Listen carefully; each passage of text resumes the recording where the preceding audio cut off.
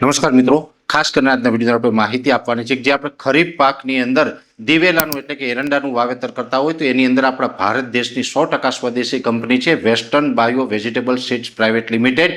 એમની બે પ્રોડક્ટ આવે છે, એક છે કિંગ પ્રતાપ અને બીજું છે કિંગ અનમોલ 44+. હવે આ બંને પ્રોડક્ટ વિશેની માહિતી આપું એ પહેલાં હું આપને એ પણ જણાવી દઉં કે તમારા વિસ્તારમાં પ્રોડક્ટ ક્યાંથી મળશે માહિતી જોતી હોય તો જો તમે સૌરાષ્ટ્ર કે કચ્છમાંથી હોય તો અત્યારે જે નંબર દેખાઈ રહ્યા છે એ નંબર ઉપર તમે કોલ કરીને માહિતી મેળવી શકો છો કે તમારા વિસ્તારમાં પ્રોડક્ટ ક્યાંથી મળશે. અને જો તમે ઉત્તર ગુજરાત, મધ્ય ગુજરાત કે દક્ષિણ ગુજરાતમાંથી હોય તો અત્યારે જે નંબર દેખાઈ રહ્યા છે એ નંબર ઉપર તમે કોલ કરીને માહિતી મેળવી શકો છો કે તમારા વિસ્તારમાં પ્રોડક્ટ ક્યાંથી મળશે. હવે સૌ પ્રથમ મારે આપણે માહિતી આપવાની છે કિંગ પ્રતાપની. કિંગ પ્રતાપ છે આમ તો લીલા થડવાળી વેરાયટી છે. અમે અલગ અલગ જગ્યાએ જોયું છે તો આના જે રિઝલ્ટ છે ખૂબ ઉત્તમ અમને મળ્યા છે. ગુજરાતની અંદર જે આના અલગ અલગ ફિલ્ડ જોયા છે, આના પ્લોટ જોયા છે, એટલે ખૂબ સારી વેરાયટી છે. એટલે અમે આપણે ભલામણ કરી રહ્યા છે. કિંગ પ્રતાપ છે ગુજરાતના દરેક વિસ્તારની અંદર ચાલે એ પ્રકારની વેરાયટી છે. એટલે દરેક જમીનની અંદર છે એ કિંગ પ્રતાપ છે અનુકૂળ આવે છે. કિંગ પ્રતાપનું જે ઉત્પાદનની દ્રષ્ટિએ જોવા જઈએ તો પણ એકંદરે બીજી વેરાયટી કરતાં ખૂબ સારું ઉત્પાદન પણ આમાંથી આપણે મળે છે. હવે કિંગ પ્રતાપ છે એની ખાસિયત જોવા જઈએ તો આના ઊંડા મૂળ છે, સાથે આને જે છોડની ડાળીઓ છે એ એક ડાળીમાંથી બીજી ડાળી ફૂટે એટલે કે વધુ ડાળી ફૂટતો છોડ છે.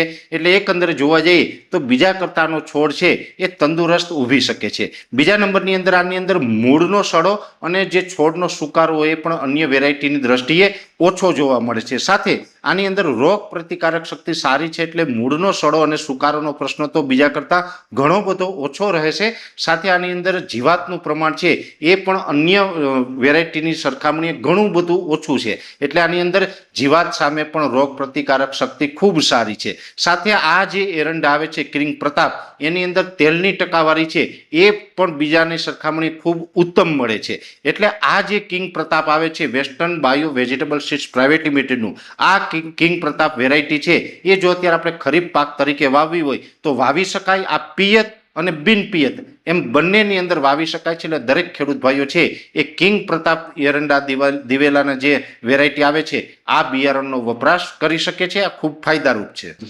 હવે આ વેસ્ટર્ન બાયો વેજીટેબલ સીડ્સની બીજી પ્રોડક્ટ આવે છે કિંગ અનમોલ 44+. આ વેરાયટી છે એ પણ ખૂબ સારી છે. આના પણ અમે અલગ અલગ પ્લોટિંગ જોયેલા છે.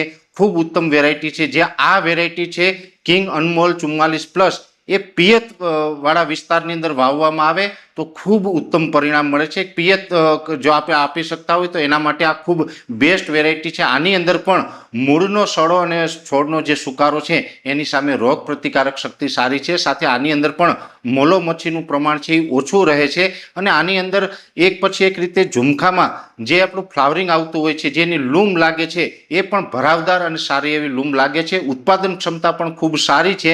તેલની ટકાવારી પણ આની અંદર ખૂબ સારી મળે છે. અને સાથે આ જે કિંગ અનમોલ 44+ છે એ પણ ગુજરાતની દરેક જમીનની અંદર અનુકૂળ વેરાયટી છે. લાલ થડવાળી આ વેરાયટી છે ગુજરાતની દરેક જમીન અને દરેક હવામાનની અંદર અનુકૂળ છે. એટલે ખરીફ પાક તરીકે અત્યારે જો આપણે એરંડાનું વાવેતર કરવાનું હોય તો કિંગ અનમોલ 44+ છે એ વેરાયટી પણ પિયતવાળા વિસ્તાર માટે ખૂબ ઉત્તમ છે. એટલે ખાસ કરીને જો આપણે દિવેલાનું જે વિસ્તારમાં વાવેતર થાય તો સામાન્ય રીતે જુલાઈ અને ઓગસ્ટ બંને મહિના દરમિયાન આપણે દિવેલા એટલે કે એરંડાનું વાવેતર છે એ કરી શકતા હોય છે. અને જો આપણે એરંડાનું વાવેતર કરવાનું હોય તો મારી આપને ભલામણ છે, અમે ઘણી જગ્યાએ આ બંને વેરાયટીના ટ્રાયલ પણ લીધા છે, પ્લોટિંગ પણ જોયા છે અને ખૂબ ઉત્તમ પરિણામ મળ્યું છે. એટલે હું આપને ભલામણ કરી રહ્યો છું કે Western Bio Vegetable Seeds Private લિમિટેડનું જે કિંગ અનમોલ 44+ અને કિંગ પ્રતાપ આ બંને વેરાયટી છે એ દરેક જમીન અને દરેક વિસ્તારની અંદર અનુકૂળ છે.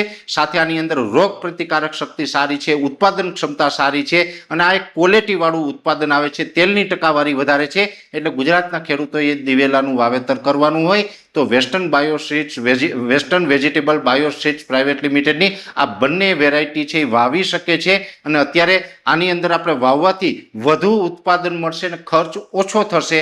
એટલે લાલ થડ અને લીલું થડ બંને વેરાયટી છે જે અનુકૂળ હોય આપણે વાવી શકાય છે. વિશેષ માહિતીની જરૂર હોય તો અત્યારે જે નંબર દેખાઈ રહ્યા છે એ નંબર ઉપર કોલ કરીને વિશેષ માહિતી છે મેળવી શકો છો. અંતમાં દરેક મિત્રોને વિનંતી રહેશે કે વિડીયોને લાઈક આપીને દરેક ગ્રુપમાં શેર કરી દેવો. જો તમે અમને યુટ્યુબ ઉપર જોઈ રહ્યા હોય તો ચેનલને સબસ્ક્રાઇબ કરજો. સાથે ફેસબુક તથા ઇન્સ્ટાગ્રામ આઈડીને ફોલો કરજો.